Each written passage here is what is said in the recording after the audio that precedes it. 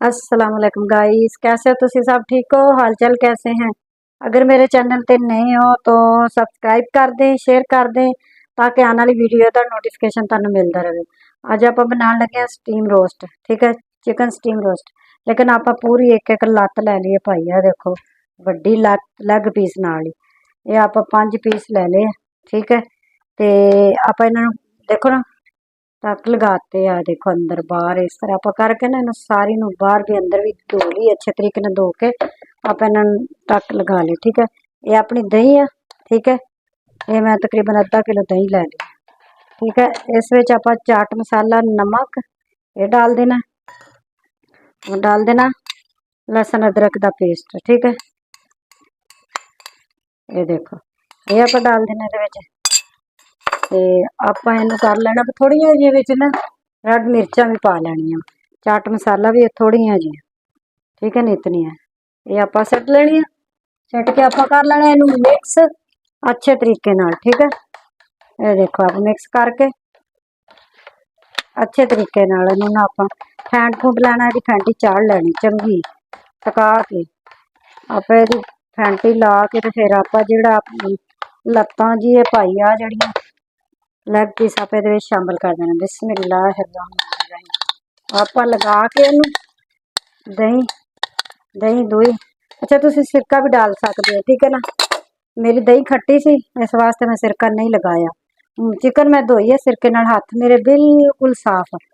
आप ना इहदे विच भीऊ भीऊ के सारी गिल्ली मिल्ली करके ते आपां इहनूं रख देना ढांप के 1 घंटे डेढ़ वास्ते।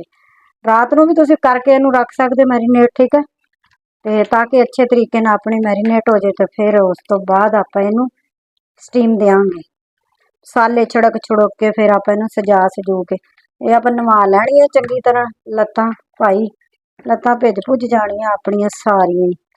ते आप हुण ना 1 डेढ़ घंटे वास्ते ना इहनूं रख दिन्ने। ठीक है, ये अपना जिहड़ा भिजिया रहेगा विच, फिर उस तो बाद आपां इन्हां नूं मसाले ला के स्टीम देंगे, फिर तुहानूं दिखावांगे। चलो ये अपने मसाले है। ठीक है, अपनी चिकन जो ना 1.5 घंटा हो गया आप मैरीनेट कर ली है। अपन मसाले मिक्स करने जोड़े आप उपर लाने हैं स्टीम रोस्ट में। ठीक है, मेरा नमक है, ये मेरी सादी मिर्च है। ठीक है, ये गरम मसाला है, सूखी धनिया है, जीरा है, चाट मसाला है, कलर फूड है, लहसुन अदरक का पेस्ट है। ठीक है, ये दड़ा मिर्च है कुटी हुई, ये सादी मिर्च है। ठीक है, ये सादा मसाला है यानी नियारी मसाला सादा मसाला मैं लिया बिल्कुल। आप हम सारे मसाले ना मिक्स कर लेना उस विच। ठीक है, ये अपने मिक्स हो जाने, आप सारे ने इस तरह मिक्स कर लेना।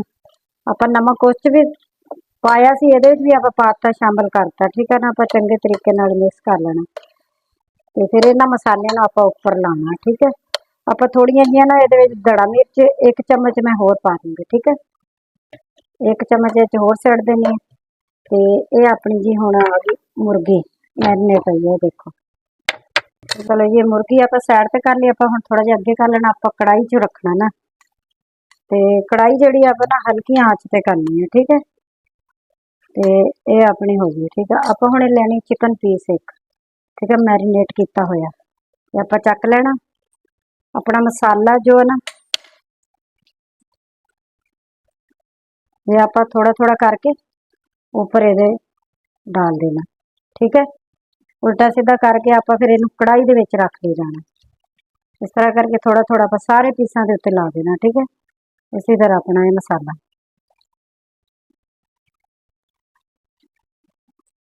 ये फिर आप ना ये विच रख दे जाना इस तरह कढ़ाई च। ये अपना बटर पेपर आप रखता, आप सारे इसी तरह ला लिए फिर तुम दिखाने। चलो जी देखो आप सारिया जड़िया लत्तां सी लैग पीस जड़े आप बड़े बड़े ले आप जोड़ ले। ठीक है, ये अपना बटर पेपर। ठीक है, ये आप इस तरह कर देना, ये भी बटर पेपर है। ठीक है, आप इसके ऊपर दे देना। आप इनू ना हल्की स्टीम दे देनी है, तकरीबन मैं 30 मिनट दूंगी। ठीक है, 30 मिनट आधा घंटा हल्की आंच पे आप ढक्कन दे देना। इस स्टीम ते अपनी ये रोस्ट पकेगा। ठीक है, आप स्टीम ते मेरे पहले भी वीडियो डाली है मेरे चैनल ते, वो मैं मुख्तलिफ तरीके नाल डाली हुई है, ये भी मैं मुख्तलिफ तरीके नाल डाली है, स्टीम बोटी भी डाली हुई है। आने वाली वीडियो भी इंशाल्लाह मुख्तलिफ वीडियो दिखाया करूंगी आप। चलो देखो ना अजे स्टीम आ रही है। ठीक है, मैं चक्या नहीं ढक्कन, तकरीबन अपने हजे 10 मिनट रहिंदे आ। मैं कि तुहानू एक दफ़ा दिखा दईए कि इहदे विच सुराख है, ये सुराख मैं ना तीलियां नाल बंद कर दिता है ताकि स्टीम इहदे विच रहे और अच्छे तरीके नाल अपनी चिकन जिहड़ी है ना वो गल जाए।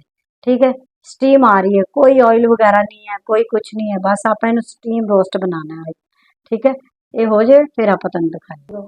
चलो जी, अपने ना हुण ते अद्धा घंटा तुहानू कहा सी, 5 मिनट होर लाता सी, अपने हो गए तकरीबन 35 मिनट।